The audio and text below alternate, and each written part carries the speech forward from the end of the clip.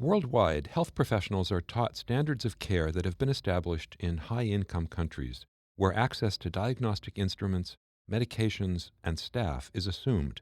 In more precarious settings, evidence-based protocols may have little relevance to real clinical practice. I'm Stephen Morrissey, managing editor of the New England Journal of Medicine, and I'm talking with Yogesh Jain, a public health physician at Swasthya Sahyog, People's Health Support Group in India. As part of the journal's Case Studies in Social Medicine series, Dr. Jain has co-authored a perspective article on democratizing the production of evidence. Dr. Jain, in your perspective article, you described the case of a patient who was seen at your hospital in rural India with symptoms consistent with ischemic stroke. What kind of evidence did clinicians have to go on when they were deciding how to treat this patient? The evidence that the physicians wanted to base their clinical decisions were, first, whether this person had a stroke which was ischemic or non-ischemic or hemorrhagic in that sense. And because this patient came in good time to get thrombolytic therapy, which was within 4 hours after getting a stroke. And the second thing was they wanted to know whether one of the cheap thrombolytics which is available in easily, like streptokinase, which is otherwise used in coronary artery disease, whether that could also be used in the case of a ischemic stroke.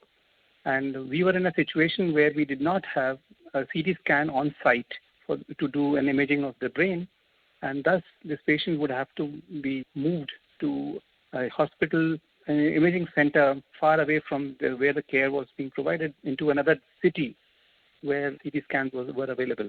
So these were the essential two bits of information that for which evidence was necessary, whether one could give thrombolytic therapy in the absence of a CT imaging, purely based on clinical evidence. So your example in the article, and as you're discussing, is stroke. Beyond stroke, what other cases do you see where the lack of evidence on feasible treatments is a barrier to your providing adequate care?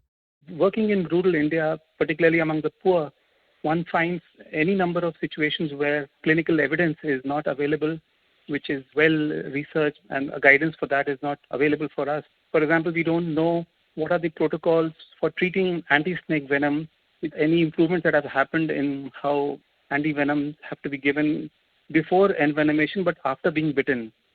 Secondly, we don't know, for example, how should tuberculosis be treated when the people with extreme degrees of undernutrition, like BMIs of 15, 14, 13, which are commonplace in rural India, when they present together, how should the nutrition be managed along with treatment of tuberculosis with the anti-tubercular drugs? And similarly, there are things like we have a lot of lean diabetes in our area, diabetes which is happening among the non-obese or even among the undernourished ones. And what should be the dietary management as well as the anti-diabetic treatment that should be given to them. There's no guidance that is available for large numbers of physicians who look at these problems every year. So you say in your article that democratizing evidence production involves changing the structure of medical research to produce evidence that's more broadly applicable to the majority of the world's population. So what would a research program that takes into account the needs of people in low-resource settings actually look like? I would say that in one line, it would be that equity has to be underpinned to the entire process of research and generation of evidence. And that would translate into what type of research questions should be handled, which the evidence has to be generated in a specific context. And in this case, the context of the largest number of people in the world, rather than only those who stay in big cities or in the Western world. Secondly, so what research question would be important? The second would be who does it.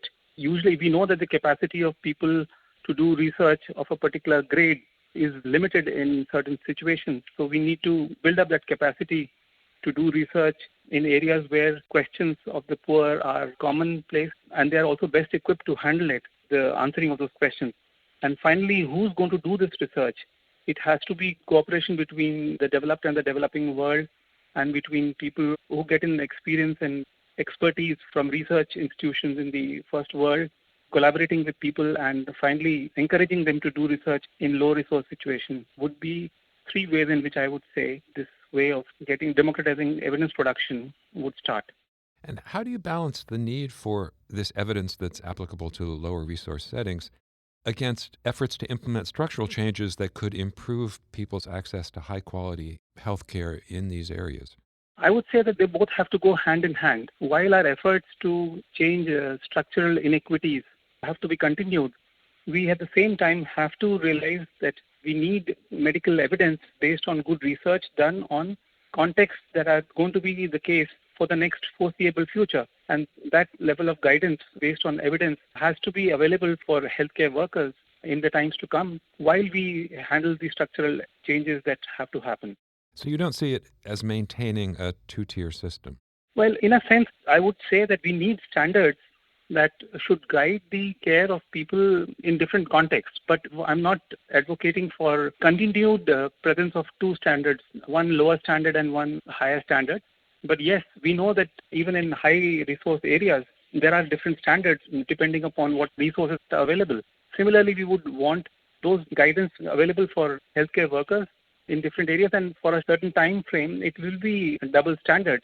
I would say that if we are moving with the underpinning of equity in terms of first availability of evidence for the situation that people have in the low resource situation, we would be doing our work and would not be accepting, poor standards for poor people. Finally, you describe in your article the need for global health partnerships between high-income and low-income countries. How can investigators ensure that the work they do remains accountable to the interests of these marginalized communities? I would say that for that also we need to first prioritize questions wherein the people who represent the interest of the poorest have a say in determining the research questions that should be taken on. Research sponsors and funders should recognize the importance of these questions and should take a positive stand in taking those questions whose implications, answers to which would imply applicability to a larger number of people than to a very select few people in a developed world. And then they should specifically fund care which should be for such questions. At the same time, research organizations in low-income countries also should first try to find out questions that are important to their own countries. The third would be that the research sponsor should also try to build in capacity of research capability among institutions and among researchers in low-income countries. And finally, whenever collaborative work is done between countries which are high-resourced and low-income countries, and I would say primacy be given to the researchers from the low-income countries. Thank you, Dr. Jain.